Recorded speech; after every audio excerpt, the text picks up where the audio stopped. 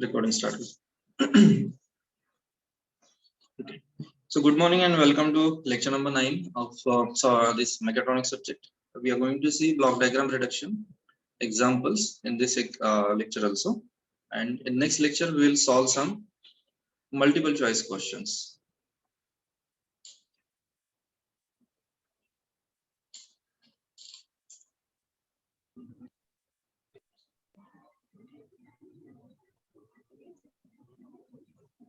As you know, my name is Sachin Todkar, and today we are going to see example number 9 onwards.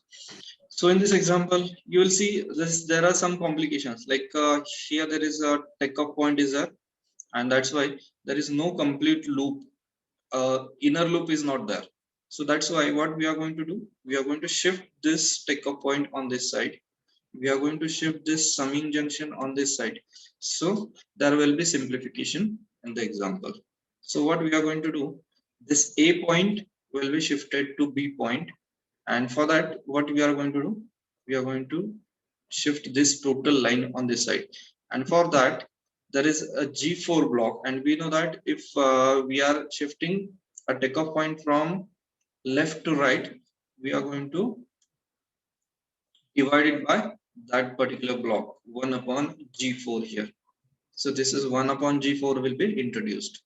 Again, I want to shift this summing junction on other side. So the next process will be, okay, this will be H3 divided by G4. This will be H2 divided by G4, multiplication directly. Okay. Then what I'm going to do, I'm going to shift this also. Here you'll get to know there is one inner loop now. This is a feedback loop that we can solve easily. So G3, G4 and H4 will be your inner loop of that particular example. So it will be solved like this. It is G2, G3, G4 divided by 1 plus G3, G4, H4. I'll just again show you. Firstly, I have solved this inner loop. So G3, G4 and divided by 1 plus G3, G4, H4. As it is minus sign, 1 plus will be there. And again, this is G2 in cascading, so it will get multiplied. So one step is skipped there, but you can understand that. So it is G3, G4 divided by 1 plus G3, G4, H4, and the cascading block of G2 is multiplied here.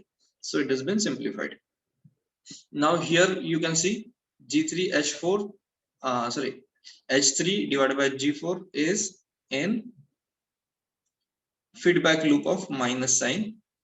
So we can solve that feedback loop, that loop number 2, and loop number 3 again is again a separate feedback loop. So if we can solve G2 and G3, second and third loop, then you will get like this.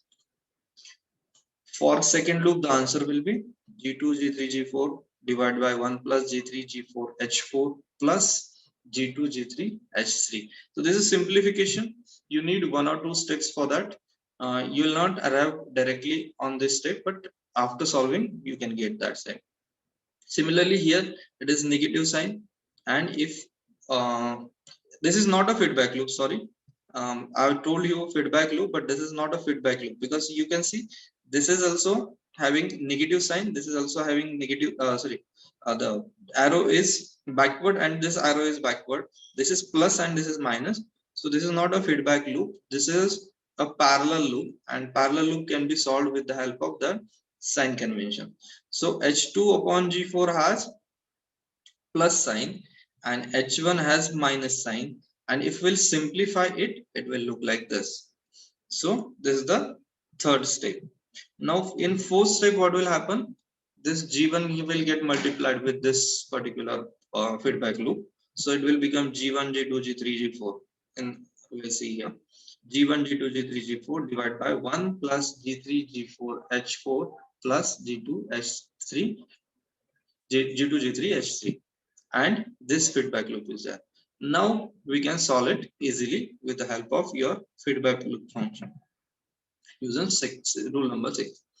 and your transfer function will look like this. Now you have to remember that in your online examination, maybe this kind of examples will not come. There will be some simple examples, but you should be prepared for difficult kind of examples also. If you can solve this example, then you can solve simple example very easily. So we have to practice a lot before your final examination, that we have to remember. Now the next example, in which there are one, two, these two take-up points are there, and due to that take-up points, and here also you'll see here is one feedback, here another feedback is there. So two take-up point and two feedbacks, we have to simplify it with the help of your take-up point shifting rule and the summation point shifting rule. So that we are going to see here. Moving point up will pickup point will move ahead of G3, and due to that what will happen, this G3 block will be introduced here as 1 upon G3.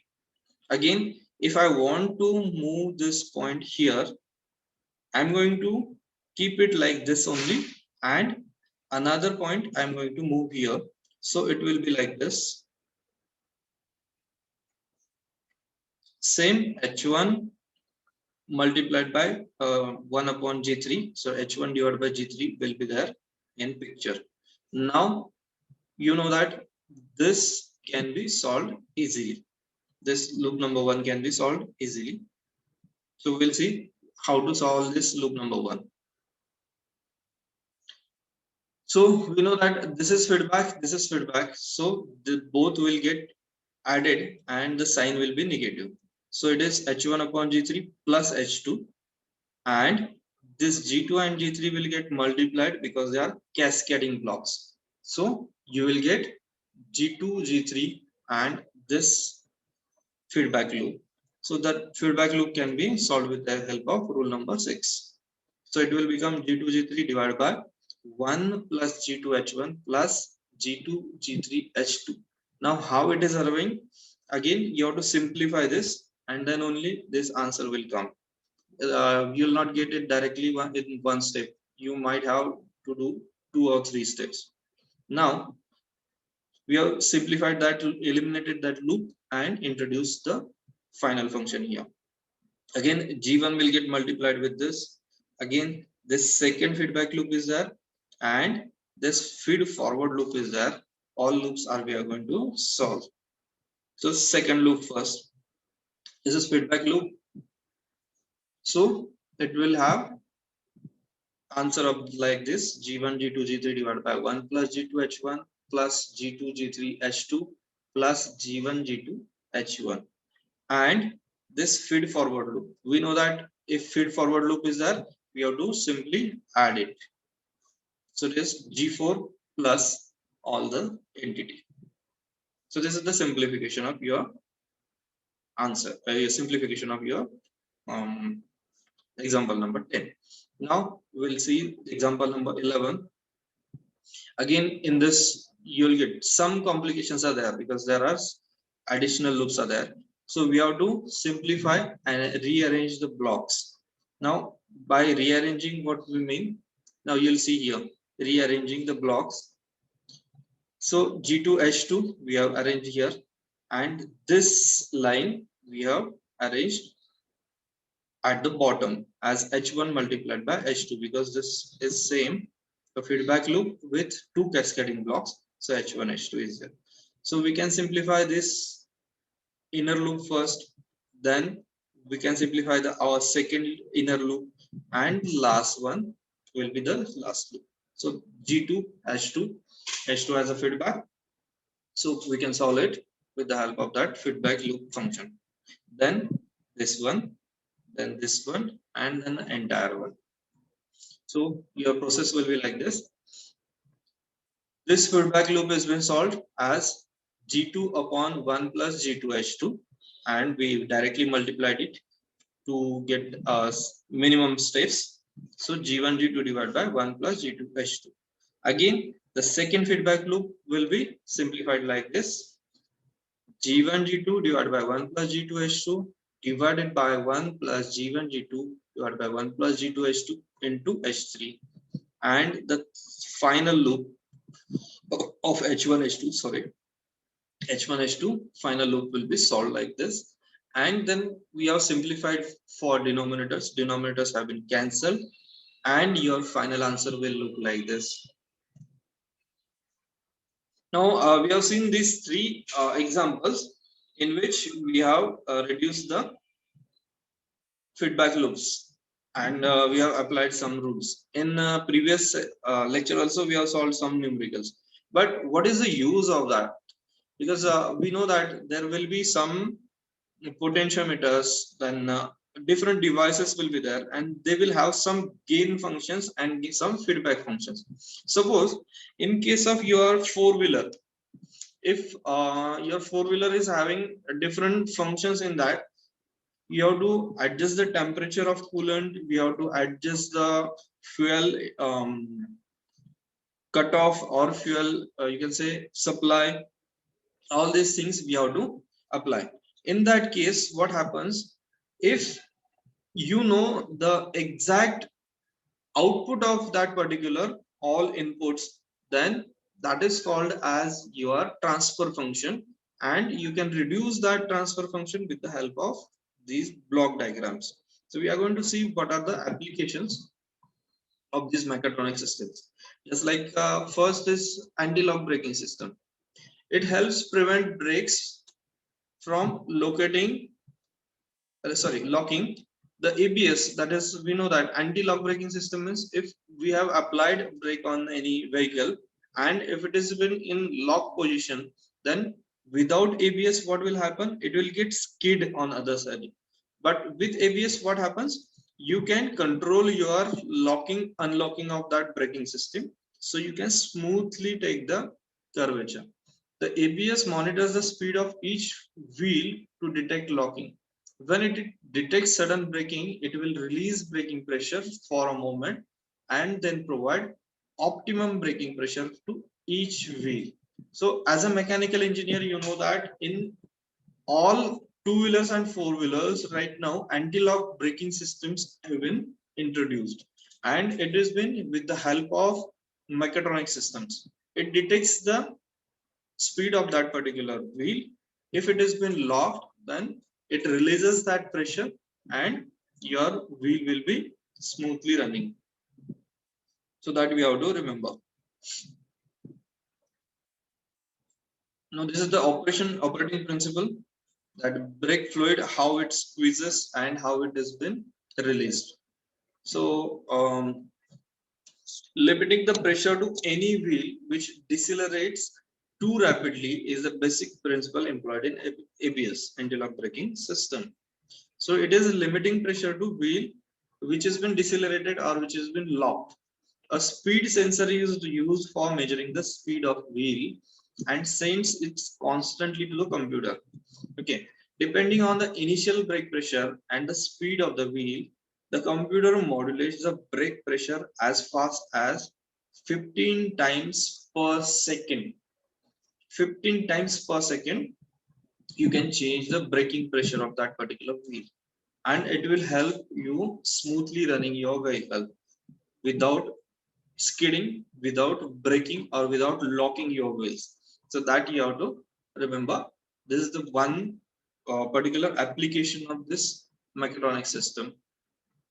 Now this is engine management system. Just now I have told you, in all modern vehicles we are using these engine monitoring systems with the help of microcontrollers, microprocessors. Your next chapter is related with data acquisition system, how this data is being stored and utilized for microprocessor or microcontroller use. So what we are going to take as inputs, you can see throttle position, accelerator. Throttle position means what will be the actual air fuel ratio combination will be there. Accelerator, whatever acceleration you are giving to the vehicle. Mass airflow, battery conditions, temperature of various parts of vehicle, NOx sensors, oxygen sensors, fuel pressure, crank speed, cam position, clutch and brake, speed, everything is related with your vehicle performance. But manually you cannot monitor, or you cannot you can say modify them. But with the help of microcontroller, you can easily modify them. You can easily use sensors and control the vehicle properly. So these are all parameters what we are going to use to run the vehicle. The microcontroller will change the situations with the help of your pre-program, and it will regulate the injector drivers, ignition pre-drivers, motor drivers, and output drivers. With the help of that, your vehicle can be run smoothly in any adverse conditions also. So this is the engine management system block diagram that you have to remember. Now the third example, that is home temperature control system. This is a day-to-day life example in which you can say use thermostatic controller, furnace fuel valve, home heating process. Now this heating process will be in you can say the countries where heating is required. In our country, we need to reduce the temperature. So in that, this is home heating system. We can use home cooling systems or air conditioning systems. Okay. So control objectives. These are some objectives of controlling your house temperature. Measurement sensor will be thermistor or any type of analog temperature sensor. Measured process will be process variable will be that signal transmitted from thermistor, whatever signal will be given, that what is the temperature. Set point will be desired set point. Controller output, final control elements will be SVs, which are here it is they are using furnace to heat the room. We are going to use air conditions, so air conditioners. So that are the home temperature measuring systems. Okay, so this is all about your chapter number 2. We have seen around 11 to 12 examples, and tomorrow maybe we are going to see some multiple choice questions. I have got some multiple choice questions, but I have to introduce some block diagrams also, because only theoretical cannot be asked. So today I'll find out some block diagram questions, and we will conduct lecture on multiple choice questions tomorrow. Till then, if you have any questions, you can ask me, or you can visit my WordPress blog for all the notes available for unit number 1, 2, 3, etc. Okay, if you have any doubts, you can ask me. Otherwise, we'll meet again in next lecture.